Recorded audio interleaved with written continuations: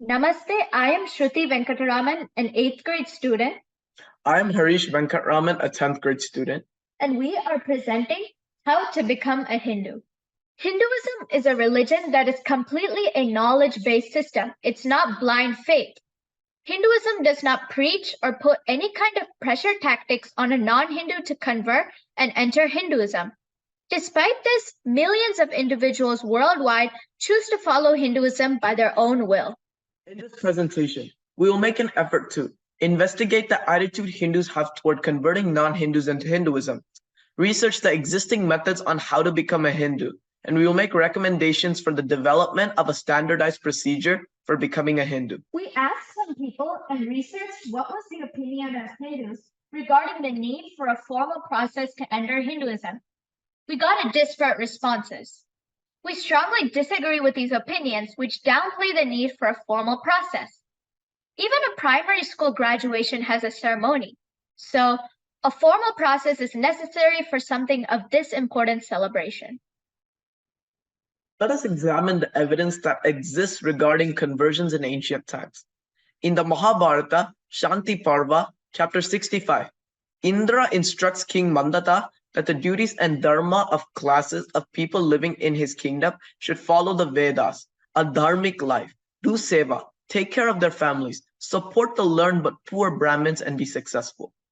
Han invaders that came during the reign of Skandagupta ended up adopting a Hindu identity. Adi Shankaracharya is famous for converting many Buddhists and Ajivikas into Hinduism. Next, we will explore what are the existing processes for converting to Hinduism. Out of the ones we researched, there were 6 processes existing. This first one is Deval Smriti, developed by Deval Rishi. This has been documented by researcher Dr. M.L. Wadekar and theorized by scholars to have been written in the 8th century CE. This Smriti mentions how many rishis approached Devala who lived along the banks of the river Sindhu and inquired about how to purify those Hindus that were kidnapped by Mlekas, which are Muslims. The 3rd chapter of Devala Smriti outlines the process of how to reconvert those Hindus that were forcibly converted to Islam. Next, we have Gharwapsi or Paravartan. Gharwapsi means returning home. This is a program that converts current followers of other religions back to Hinduism, allowing them to revert to their ancestral religion by becoming Hindu. The organization also prevents individuals from being converted to other religions. This is conducted by Indian organizations Vishwa Hindu Parishad, Rashtriya Swayamsevak Sangh, etc.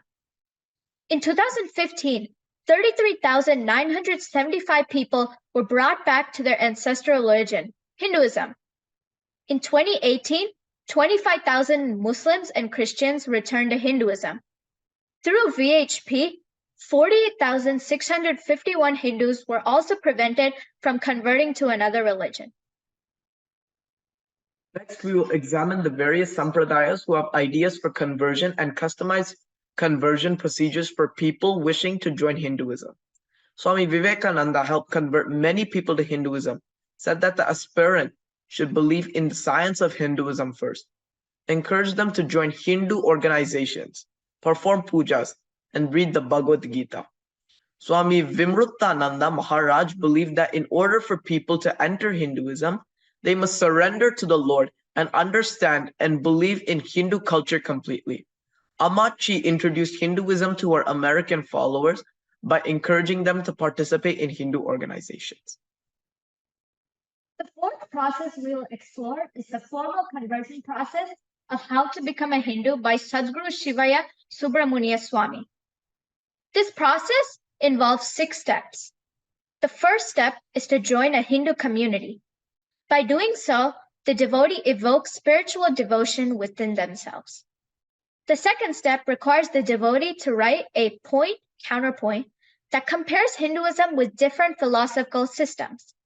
One must know what makes Hinduism stand out that's different from other religions. The 3rd step involves separation from the devotee's formal religious mentor.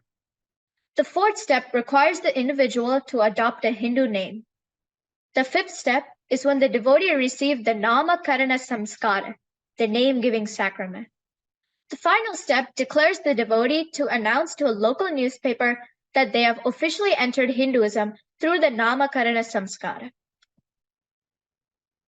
The fifth process we will explore is a ritual to become and be a Hindu by Dr. B.V. Venkata Krishna Shastri. This ritual involves a series of tasks the individual is highly recommended to do in order to enter Hinduism. 3 days of religious review during the first year of the ritual is highly recommended to ensure that the individual converting to Hinduism remains a Hindu. A 10-minute daily prayer is also recommended for the devotee to live as a Hindu. The route to becoming a Hindu also involves going to temples and attending pujas. The devotee should also read the Bhagavad Gita in order to truly understand what differentiates Hinduism from the Abrahamic religions. The Bhagavad Gita talks about real science, philosophical traditions, and sacred readings. Lastly, we have the Shuddhi process by Arya Samaj. This process is described as a Shuddhi karma, or purifying ceremony, that takes about 90 minutes to complete. This process only reconverts one back into Hinduism. The applicant goes through an official process of getting a certificate of conversion from the local government office and publishes the event in a government gazette. The devotee has to recite some slokas from the 4 Vedas while undergoing a homam. The applicant has to sign an affidavit, which states that the applicant, who is currently a non-Hindu, is willingly converting to Hinduism and adopting a new Hindu name. We are proposing to develop a prartha that will be based on Vedic guidelines and will have the blessings of many sampradayas and gurus. The process will be developed with various cultures in mind. It would be made, shareware, and shared freely with the world. The process could be made flexible such that there could be an extended one and also a shorter one. The process should be flexible enough for various cultures and sampradayas to modify it to suit their custom needs. There's a large demand by non-Hindus for a formal ceremony to convert into Hinduism. A standardized, well-publicized ceremony will make it easy for all to know how to plan and what to expect. A universal process will spur development of ancillary services and products to facilitate the ceremony. Lots of Hindus downplay the need for a formal process to convert someone into Hinduism because they believe that Hinduism is a way of life. Although this is true, people that deny the need for a conversion process are being inconsiderate of the need for the newcomer to mark an occasion in their lives that may just be the most profound moment for them. We recommend that there should be a formal process to welcome devotees that wish to enter Hinduism. A process that is based on Vedic customs and signifies the satisfaction of the main tenets of Hinduism is very much needed in order to spread the understanding of our culture and help individuals that wish to convert. Namaste. Namaste.